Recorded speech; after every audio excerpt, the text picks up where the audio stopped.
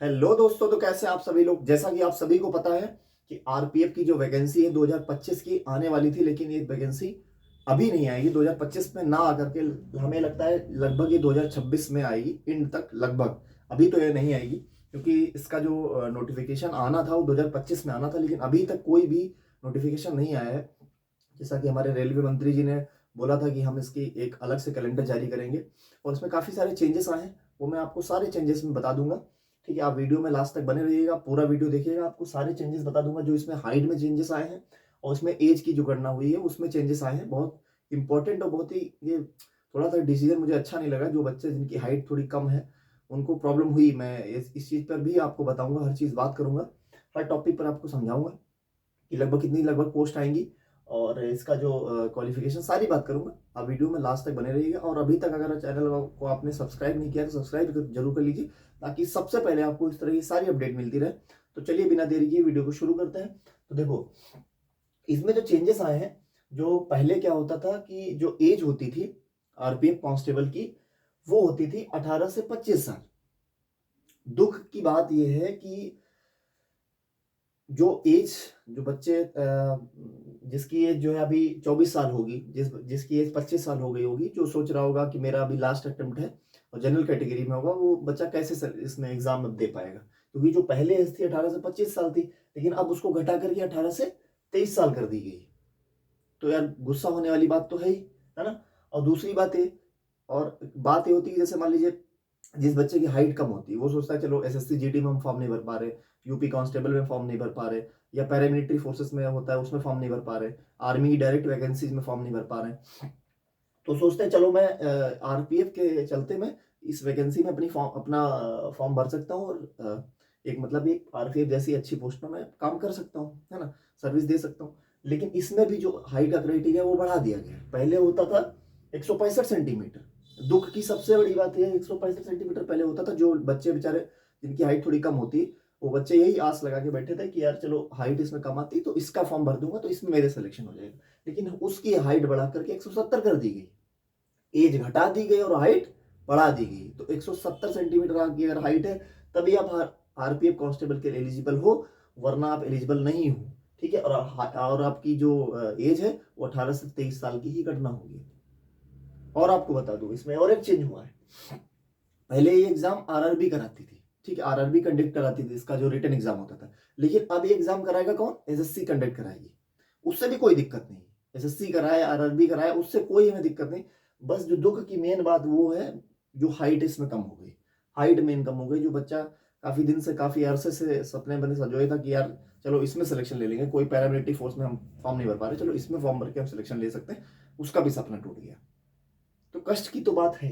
चलिए आगे इसमें मैं एक चीज आपको और बता दूं कि इसका एग्जाम एसएससी कराएगा उससे में कोई मतलब नहीं, कोई भी चाहे अरबी कराए चाहे एसएससी कराए उससे कोई फर्क नहीं पड़ता। और ये लोग इन लोगों ने बोला था कि हम एसएससी जीडी के साथ ये फॉर्म इसका जो है इसका इसकी वैकेंसीज हम निकालेंगे, इसका नोटिफिकेशन निकालेंगे। तो एसएससी जीडी की 2025 की तो अब निकली दिसंबर में, ठीक, निकल गई है। और उसका फॉर्म भी आज लास्ट डेट है उसकी फॉर्म भरने की एसएससी जीडी की। तो एसएससी जीडी का जो कैलेंडर है ना, इन्होंने बोला था कि हम इसको साथ में लेंगे। तो आप ये बताओ, अगर एसएससी जीडी की अभी तक 2026 का तो कोई कैलेंडर भी आया नहीं, तो 2026 का कैलेंडर लगभग कब तक आएगा? लगभग 2026-27 का कैलेंडर आएगा, अप्रैल तक, अप्रैल में आएगा कैलेंडर। और उसमें देखना कि अगर 2025 की दिसंबर में वैकेंसी आई है तो 2026 की वैकेंसी आएगी लगभग आपकी जो है दिसंबर में। एसएससी जो आरपीएफ है, एसएससी जीडी की भी 2026 की वैकेंसी जो है उसमें आएगी, दिसंबर में आएगी। और आरपीएफ की भी वैकेंसी जो है 2026 की दिसंबर में ही आएगी। और एग्जाम आपका 2027 में होगा, तो आपको वेट करना पड़ेगा। आप सोचो एक साल तो ऐसे चला गया, 2025 में वैकेंसी आई ही नहीं। कष्ट की बात ये है और कोई बात नहीं। इसमें जो मैं ये अब ये बात कर लेता हूँ, इसमें क्वालिफिकेशन क्या होती है? देखो 10th पास नॉर्मल क्वालिफिकेशन होती है, कोई क्वालिफिकेशन से कोई दिक्कत नहीं है, 10th पास की क्वालिफिकेशन होती है। और इसका जो नोटिफिकेशन लगभग जो है मई तक आ जाएगा, है ना, मई तक इसका। क्योंकि कैलेंडर अगर मान लीजिए अप्रैल में आता है तो इसका नोटिफिकेशन आप मोटा मोटा मान लो मई में आ जाएगा। और दिसंबर में वैकेंसी कुल मिला के आएंगी आरपीएफ और एसएससी जीडी की साथ में आएंगी, ये बोला गया है।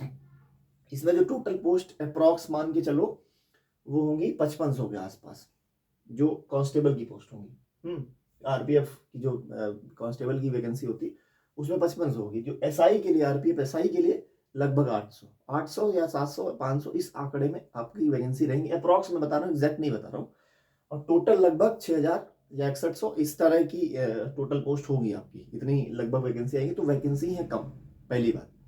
और सेंट्रल लेवल पे जो भी वैकेंसी आती है उसमें बच्चा ज़्यादा अप्लाई करता है, ज़्यादा फॉर्म को भरता है। तो आपको क्या करना है कि अभी आपके पास 4 5 6 7 महीने हैं, अच्छे खासे महीने हैं। आप अगर अभी से लग जाओगे और आपने सोचा है कि हम आरपीएफ में इस बार हमको सिलेक्शन लेना है और आज आखिरी दिन है अपने इस साल का, ठीक है, अगर आपको बर्बाद नहीं करना है ये साल तो आपको अच्छे से अभी से लग जाना है। और आरपीएफ का जो भी सिलेबस है, एसएससी जीडी का जो भी सिलेबस है, आप दोनों में साथ में जुड़िए, क्योंकि सिलेबस में बहुत ज़्यादा अंतर नहीं। आरपीएफ में बस जो है साइंस आ जाती है, जुड़ जाती है, ठीक है। और एसएससी जीडी में भी लगभग सेम है, बहुत ज़्यादा सिलेबस का जो कांस्टेबल लेवल का होता है सिलेबस में बहुत ज़्यादा डिफरेंस नहीं होता, लगभग सेम ही सिलेबस होता है। और एसएससी ही कंडक्ट भी कराएगी ये जो पेपर है, आरआरबी कंडक्ट नहीं कराएगी। तो आप अभी से अगर लग जाइए, अपना जो सिलेबस है उसको खत्म करिए, जो क्वेश्चन पेपर्स है उनको लगाइए, लगाते रहिए, ठीक है। अपना एक रूटीन फिक्स करिए और उस रूटीन के साथ, एक फोकस के साथ, एक कॉन्फिडेंस के साथ, एक फेथ के साथ, एक मतलब एक बिल्कुल कॉन्फिडेंस के साथ आप लग जाइए इस तैयारी में। और मैं डेफिनेटली बोल रहा हूँ आपका सिलेक्शन हो जाएगा, कोई दिक्कत नहीं है, क्योंकि कंपटीशन ज़्यादा होगा, वैकेंसी 6000 के आसपास आएंगी। जब यूपी में वैकेंसी आती है तो लाखों करोड़ में फॉर्म भरे जाते हैं, 25 लाख 30 लाख 40 लाख 1 करोड़। तो ये तो सेंट्रल लेवल की पोस्ट है। अभी आपने देखा होगा आरआरबी ग्रुप डी में कितनी ज़्यादा पोस्ट, कितनी कम पोस्ट थी और कितने ज़्यादा फॉर्म भरे गए थे।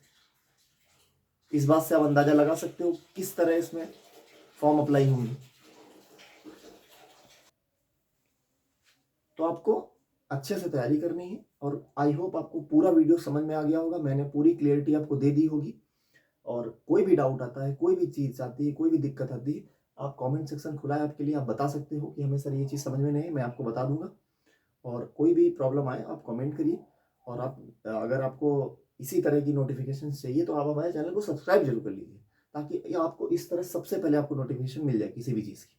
ठीक, आई होप आपको पूरा वीडियो समझ में आ गया होगा कि आरपीएफ 2026 की वैकेंसी लगभग जो है दिसंबर तक आएंगी और इसका कैलेंडर लगभग अप्रैल तक रिलीज हुआ है एसएससी का, क्योंकि एसएससी कराएगी।